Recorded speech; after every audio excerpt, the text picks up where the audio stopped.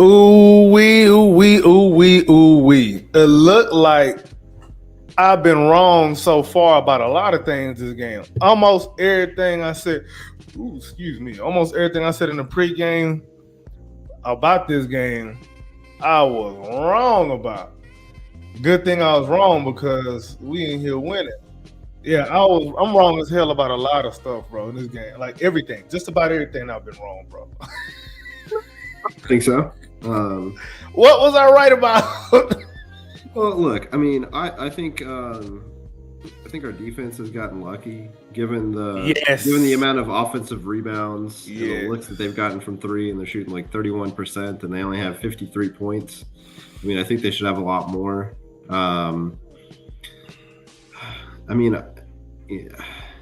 Offensively, I mean, I feel like I'm not saying like what we're doing is like totally sustainable. We're 8 of 17 from three. Obviously, that is what it is. But I like a lot of the stuff that we're doing on offense. So that you may have been wrong about. I mean, in the sense they're not making a bunch of mid-range shots. We're not taking a bunch of threes. I feel like Şengün's really attacking. He is. And we're hitting the glass hard and generating offense that way.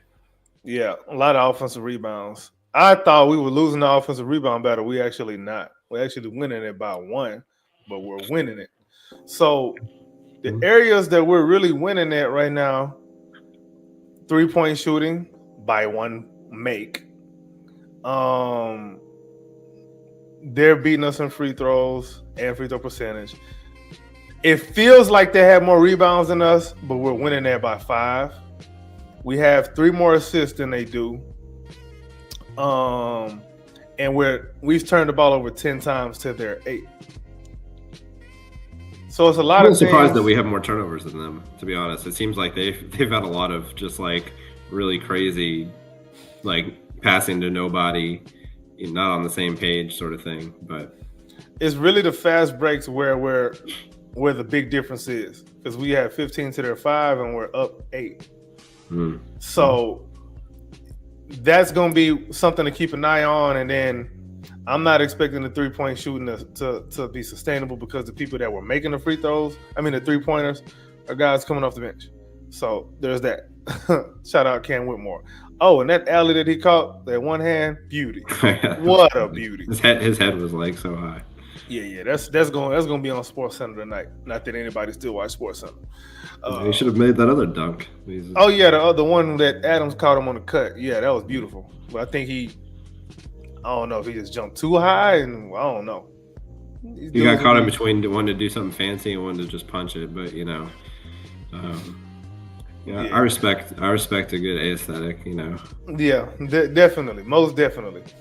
But yeah, man, the game, like, it feels like we're losing because Cleveland is missing a lot of shots that they normally make, and I'm expecting them to make them in the second half. Yeah, what's your overall thoughts so far, though, man? Well, I feel like they're gonna change. I mean, if I was them, I would change how. I mean, we saw them go to the zone a little bit right there at the end. That was a problem, man.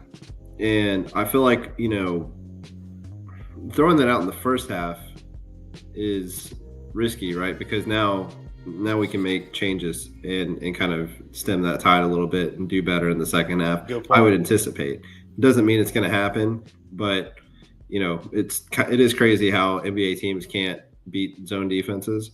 But I do anticipate that they're going to change how they are guarding Şengün, whether that's bringing doubles or hard hedges, faking. I think they're going to have a lot of different coverages for him, and whether he takes care of the ball and makes good decisions and scores efficiently, or this is going to be whether we win or lose this game. Yeah, I can see that being the case. I like that he's being very intentional about putting Jared Allen under the basket and putting his shoulder in his chest. That is important. He's going to need to make sure that's something that he, keeps in his tool bag going forward, because we could have used some of that against Jalen Duren last game. I mean, I feel like he leans into it a little too much. Like, there was one where he was at the high post in the zone, and he caught a pass, and he could have easily just shot like a little elbow jumper, and he wants to go post up. I'm like, just take the open shot. Like, why are you making it complicated? I mean, I think he ended up scoring, but I feel like he leans on the post ups like a little too much. Yeah, it's all reliable for him. Like right, yes. What it's like a habit he needs to break, though. Yeah, like catch the ball and make an immediate decision. That's the number one thing he's got to work on with me for offense, man. Because a lot of times he gives the defense an opportunity to load up and figure things out instead of him forcing the issue and making them figure it out on the fly. So that's something he's got to work on. But that's off-season stuff. Right now, I'm liking what I'm seeing from him this first half. I'm shocked that they haven't made 10 threes already, though, man. That's the thing that's concerning me, because the threes that they were generating, I think they can continue to generate those. Yep. And listen, man, I don't think Max Struz is just gonna not hit a three. He hit one, but he's gonna attempt more, and he'll probably make those. Like, it's just something that I think is gonna happen. And then Dean Wade 1 for 4. That's not normal. I would say the other thing that Mitchell 1 for 5. I feel like a lot of the I feel like we had this a lot in the Harden era, where we are going to make Garland and Mitchell do everything, and one of them, they're both going to have to play well, because like Ty Jerome is not doing a damn thing off the bench, and that means that Mitchell and Garland can't take a break if they don't have a reliable backup guy, right? So I think that's thrown a wrench in there. They usually have Jerome come in. He's a steady hand. Things just keep on moving along. And I just don't think that's going to be the case for them with how our bench plays and the type of athletes that we can throw on him and the defenders that we have coming off the bench. So I think that, that's an issue. I bet we see them play a lot of minutes in the second half. I think Jerome will play like 4 or something, something like really small. Oh, you saying that Cleveland starters going to play a lot of minutes in the second half? Yeah. If that's the Jerome case, played 9, I bet he finishes with less than 15. Yeah, we haven't really forced the issue and got people in foul trouble like that. That's something that I thought, if they're going to play a lot of minutes like that, I think we need to punish them for that. I don't know if that makes sense or not. But I think the people who've been forcing the issue are the people who are coming off the bench. But we've been getting a lot of that out of the fast break. And then also, man, every time Jalen Green touches the ball, there's 3 people looking at him. Just ready to. It's an adjustment period for him too. Yeah, it is. He's gonna have to figure that out, because their game plan on him is working. It's opened things up for other guys, but he still has. Which I'm assuming. I don't know if they're gonna lit up on their game plan though. They're probably gonna have to. But on the other hand, they probably going in the locker room feeling kind of decent about themselves, because they know they left a lot of change on the table with those open threes that they missed. For sure. I agree. So, I think I think they'll have to pick their poison a little bit between Green and Şengün, and maybe the thought is like, look, we'll let Şengün eat and he gets 26 or 28 and he's going to still have to work for it. But it allows them to not go flamethrower mode. But we just put up 61, with them doing that. So I don't know if it's a great strategy. I don't think it's sustainable for us. I don't think it's sustainable for us. Maybe not. Do you think we're going to score 60 points in the second half too? Do you think that's possible?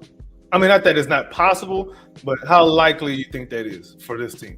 I really do not like their defensive pieces. So, I mean, and if we rebound the ball a little bit better, I think it's possible there's more transition points. I'm not saying that our half-court offense is going to go crazy, but, I mean, I could see us scoring a lot of points again because, I mean, they just don't have any good defenders on the court, really, outside of Allen.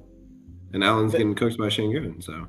But where we're really eating is in the fast break. Our half-court has been booty juice. Well, it always is. Half-court not been good. Outside of Şengün. It's the shtick. For real. Mm-hmm. All right, remove the fast break points, and we are at 46 points. That's our half court. Our half court has not been effective this game, I don't think. Mostly, I'm in fair agreement with you. I just think we can have some more fast break opportunities too. In addition, we could have converted on some if people make their layups. What's up? We could have converted on a few more points if people make their layups. Yeah, Tari left a couple. Jalen missed a couple. So for sure. Tari out there doing his best Angel Reese impression. He's like a plus 22 or something. He's a plus 22 missing layups. It ain't been too bad though. Like he's still 3 for 7, which isn't too bad. 2 for 4 from 3. So it's not that bad. It's just a couple of them was like, man, come on, Tari, you got to make these. Yeah, I mean, him and Cam do the same kind of thing where they force it sometimes, but you kind of just gotta let them. I mean, I obviously want to try to get the best of both worlds, but to an extent, you just kind of gotta let him do his thing, right? There was a lineup with Tate, Adams, and Amen. I thought we were gonna get like stepped on. Yeah, that was like right the beginning of the second quarter. Yeah. Yeah, it didn't look as bad as I thought. I think maybe the idea behind that was more defense, is get out and push, because we know that the half court offense ain't gonna be much, and if it is, if anything, it's gonna be a lot of putbacks because all these guys go out there in offensive rebound. Adams really gave us some really good minutes, man. I was really happy about his time on the floor, man. He's not. Speaking of like Tate, I thought Tate was gonna yam that on that fast break. Yeah, I thought I was like so excited. Too. I was like, oh, I didn't know he had that, but then he laid it in. Yeah. I'm expecting. I don't know if this is bad or not, but I think if I'm Ime, I think Tate has probably earned a little bit more playing time in the second half. Also, another note: no Aaron Holiday again in the first half. I mean, the problem with Tate, though, is that it's really hard to find lineups to play him in, because he can't play with the men in Şengün, and he can't play with the men, and he basically has to play when the men is not playing. But he played with a man and Steven Adams at the same time, though. Yeah, but it wasn't good. I mean that just caps the amount of minutes he could play. It does. I don't know if he goes with Holiday the second half. I'm curious if he does. If we really need the shooting that bad, I think the fact that as a team we're shooting 44% from 3, I think that's kind of fool's gold. Because I don't trust that, because the guy or maybe Cam probably earn some closing minutes tonight if it gets to that point. I mean, he could go off the rails in the second half too. So yeah, because his confidence might be a little too high. Bro has taken 9 shots in 12 minutes. Yeah, but he didn't jack up a bunch. He took like one, at the end of the shot clock or whatever. He didn't just jack up a bunch of shots after he went hot, though. I was happy about that. How you lead the team in shot attempts coming off the bench? How does this happen? I know it's just one game, and I can't really complain about the shots that he was taking. I really can't. But it's just amazing how he can just get shots up. You know how much cardio it would take to just get a bunch of shots up? That's not easy. That's easy. I didn't respect that, but when I was in college, there's different levels of of player, basically at different courts. Yeah. And so when I'd go to court 1, I was just a little 3-and-D dude or whatever. But then I'd go to court 3 and I would have to do everything. And the first few times I was like, holy shit, scoring 14 of the 16 points or whatever is exhausting. It is, bro. It's tiring. Now imagine having to do that and play hella defense. Yeah. No. Not me. Nah, bro. It's too much. You asking too much. You got to be a lunatic to be thinking that you want to do that. You got to be a lunatic. I will say that Amin, I thought struggled in the first quarter. He was better in the second quarter. I think got his feet wet against Mitchell. And I really thought he was starting to figure out what Mitchell does and his little pump fakes and staying on the ground.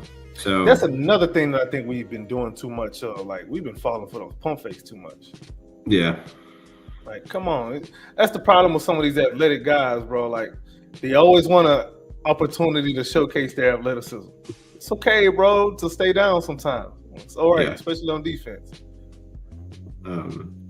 But I don't know. I mean, but I'm with you though. Our half-court offense hasn't been good. If this is a close game, I think it's just going to be real nip and tuck. And whether the Rockets win is just whoever, whether that's Şengün or Jalen or Fred, whoever has the ball, they're going to make shots. And, it's tough to trust, to be honest. If Jalen was hot this game, I'd feel better about it. But, maybe he'll fight through it and he'll have a really good second half. But, I don't know. I still think we're going to lose close game. That's my instinct. If they keep playing them the way that they have been, it's just a matter of us continuing to make those open shots that are available. Yeah. If we continue to do that, I think we should be fine. On the other end, defensively, we got to do a better job of finding these guys and running them off the three-point line.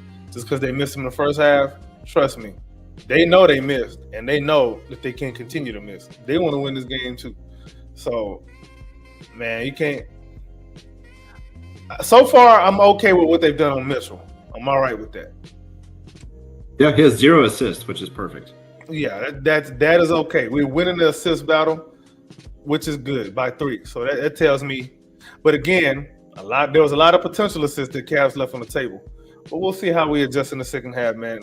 Barring any crazy wildness, I ain't doing no post game. Just depends. If it's a game winner though, I'm going back. I'm coming.